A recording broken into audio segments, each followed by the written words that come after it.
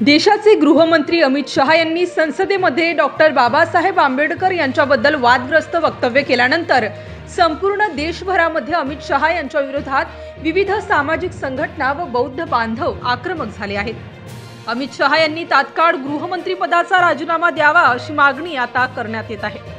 त्याच पार्श्वभूमीवर आज अमरावतीच्या दर्यापूर येथे भारतीय बौद्ध महासभेचे पदाधिकारी आक्रमक होत त्यांनी आज दर्यापूर येथील उपविभागीय अधिकारी कार्यालयात धडक दिली व उपविभागीय अधिकारी यांच्या मार्फत राष्ट्रपती यांच्याकडे निवेदन सादर केले आहे।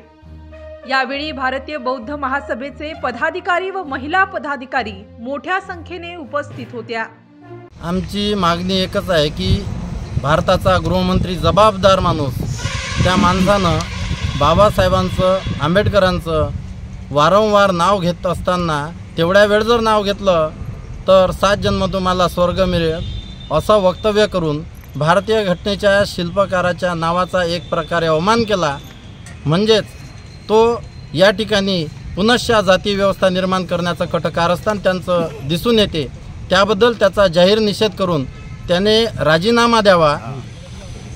अमित शहाचा राजीनामा या बीजेपी सरकारनं घ्यावा किंवा त्याला त्या पदावरून बडतर्फ करावं, सस्पेंड करावं अशी आमची मागणी आहे।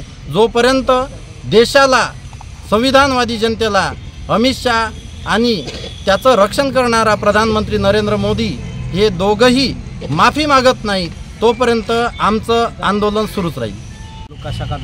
तालुका शाखा दर्यापूरच्या वतीने जे अमित शहानी संसदेमध्ये आंबेडकर हे जे नाव घेतलं, जर याच्यापेक्षा भगवानचं नाव घेतलं तर स्वर्ग प्राप्त होतो।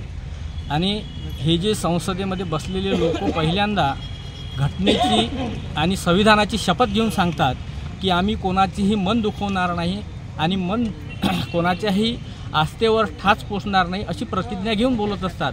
आणि बोलताना वेळेस यांना हा सर्व धर्म समभाव म्हणून लोकसभेमध्ये वागावं लागतो, परंतु या नालायक अमित शहानी आंबेडकरी विचारांच्या, संविधानिक विचारांच्या लोकांचे माथी फिरवण्यासाठी आणि विहमचं लक्ष तिकडे ओढवण्यासाठी हे असं कृत्य केलं। अशाबद्दल भारतीय बौद्ध महासभा तालुका शाखा दर्यापूर यांच्या वतीने आम्ही अशी मागणी करतो की त्यांनी स्वतः राजीनामा द्यावा आणि राष्ट्रपतींनी त्यांना बडतर्फ करावं। ही भारतीय बौद्ध महासभा तालुका शाखा दर्यापूरच्या वतीने असं आम्ही निवेदन त्यामार्फत देत आहोत। अशाच वेगवान घडामोडी पाहण्यासाठी आमच्या चॅनलला लाईक व सबस्क्राईब करायला विसरू नका।